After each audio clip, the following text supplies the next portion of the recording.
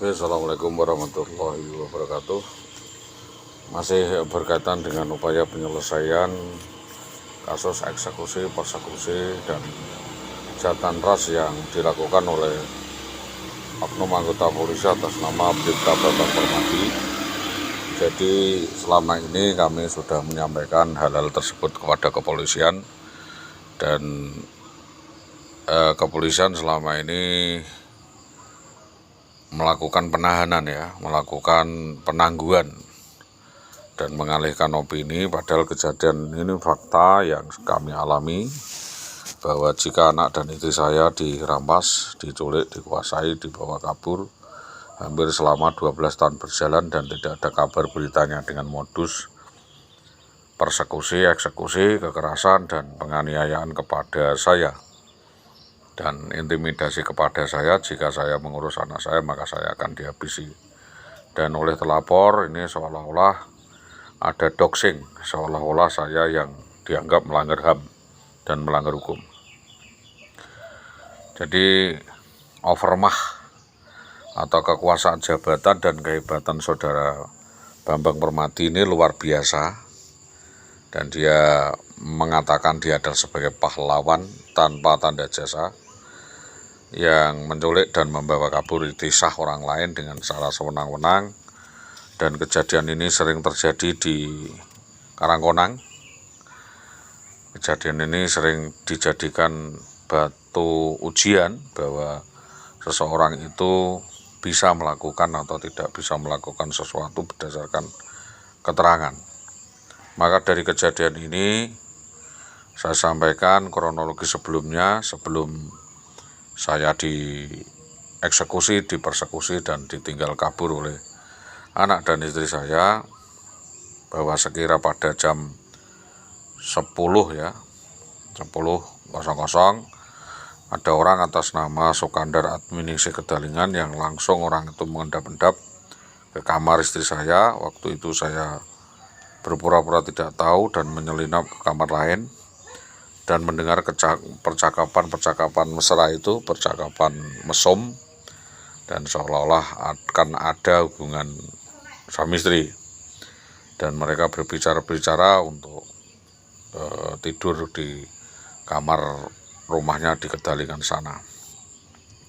Mungkin juga Sukandar ini juga ketahuan datang di rumah saya pada malam hari lebih dari 3 kali, dan ini di atas jam 10 malam, jam 11 sampai jam 12. Juga jauh hari sebelum ada kejadian ini, Wiwi juga sering menemui laki-laki lain yang tidak saya kenal yang masuk langsung ke kamar saya itu. Diduga ya mungkin BBM itu, dan itu dirahasiakan. Makanya saya disuruh pergi terus, saya disuruh keluar malam terus, dan itu dipakai alasan saya tidak mampu menghangati dirinya. Lalu dia mendatangkan kehangatan itu untuk kompor-kompor itu. Nah, juga jauh hari sebelum itu Indah Wiwi juga menemui laki-laki lain yang tidak saya kenal. Yang lainnya lagi masuk ke kamar saya itu, diduga ya BBM itu, sebab memakai tutup wajah dan mengendap-endap masuk ke rumah saya. Daripada saya malu kalau itu ketangkap dan itu sangat memalukan, maka saya menghindar dan keluar dari rumah hingga pagi bahkan siang.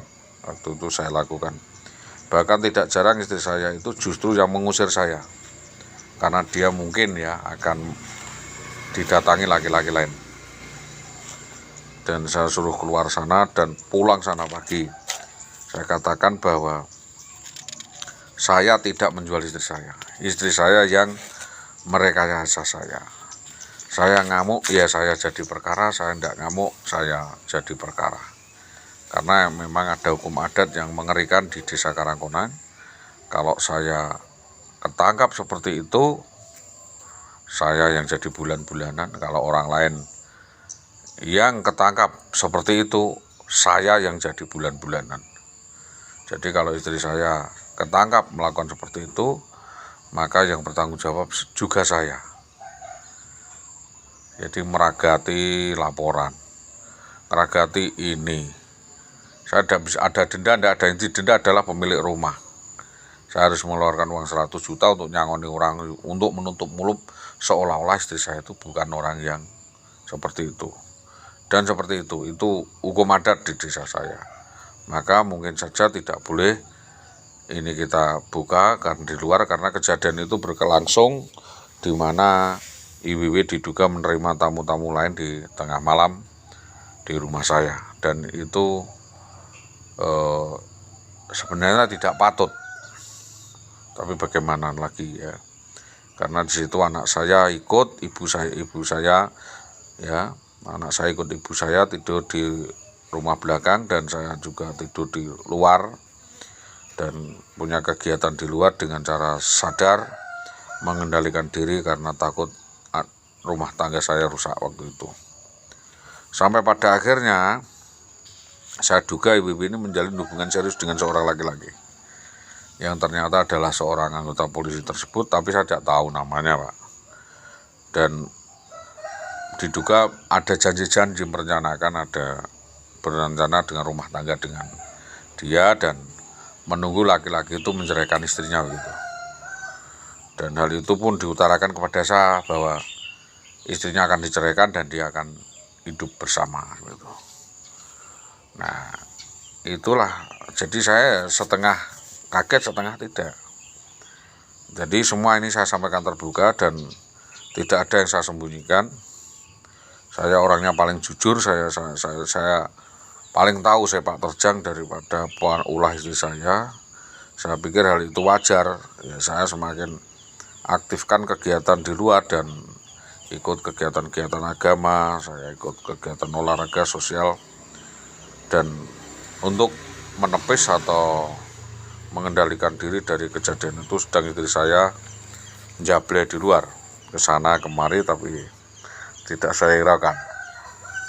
Paling parah adalah peristiwa koboi, aksi jahatan ras dan eksekusi penguasaan atas istri dan anak saya, yaitu sebuah penculikan di tengah jalan Mojolawaran Gabus, yaitu 11/11/2011 itu yang membuat saya tidak berkutik, tidak berdaya apa-apa, dan tidak mampu berbuat apa-apa. Si Malakama, Pak, melaporkan saya kena, tidak melaporkan saya ya kena, jadi saya repot. Ini saya laporkan kasus saya, yang saya laporkan polisi, yang nompo laporan polisi, yang proses polisi nanti saya lagi yang kena. Tidak saya laporkan, saya yang kena, tidak melaporkan sebuah kejadian. Jadi saya minta pertimbangan Bapak bagaimana reka kejadian ini dirilis ulang dari Polsek Winong. Ini karena biangnya yang melakukan adalah anjing-anjing saya, ya, yang mendatangkan anjing lelaki juga anjing lainnya. Jadi yang saya datang biangnya adalah anjing saya, yang mendatangkan anjing lelaki untuk ngawini anjing saya itu. Dan mungkin saya sudah beranak pinak anak-anak anjing lainnya. Yang pertama adalah cacat tangannya hilang sebelah, yang kedua adalah cacat kakinya. Jadi saya sebenarnya tidak persoalan hilang istri saya gelo, tidak, tetapi persekusi dan fitnah yang menimpa saya inilah yang saya urus. Dan karena ternyata istri saya itu adalah seorang PNS, tentunya di situ ada kondite disiplin PNS. Jadi jika berjalan harus di atas rata-rata, di atas peraturan. Jadi tidak pakai jalannya sendiri. Dan itu harus bertanggung jawab. Keterangan kami telusuri bahwa dengan cara datang di sekolah, pernah ya, kami tidak ditanggapi secara baik-baik, kami dimusuhi, tidak boleh berbicara dan berkata-kata. Bahkan surat-surat yang saya kirimkan ke sekolah di SD 03 Tambaromo juga tidak dibaca, tidak ditanggapi oleh pejabat-pejabat tersebut, dan menganggap saya menderita gangguan jiwa. Terakhir saya datang ke SD 03 Tambaromo, tak dipertemukan dengan Bapak EWW, melainkan yang menemui orang lain, yaitu kepala sekolahnya, dan itu pun berlangsung 3 detik dan saya cuma diberi rokok saler, terus disuruh pergi. Ini seperti oyok-oyokan kulit kebo saja Pak, diogrok-ogrok ya ketol Pak. Pisau saya tidak bisa berbagi. Di dalam keadaan mentah ya alot, maka perlu digodok. Juga seperti piara anjing liar Pak, yang tidak ada aturan, dia tidak taat kepada tuannya, dia berhubungan dengan siapa saja dan beranak pinak di mana saja, dan ya bisanya dijerat lehernya, terus dipotong lidahnya atau giginya agar tidak menggigit. Dan waktu bertandang ke rumah Tomo, Sri Tomo Tambah Romo, diterima dengan kecewa. Pak Tomo marah-marah dan ancam saya akan memproses polisi atas kejadian kasus ini. Ancamannya KDRT lagi. Selanjutnya kami minta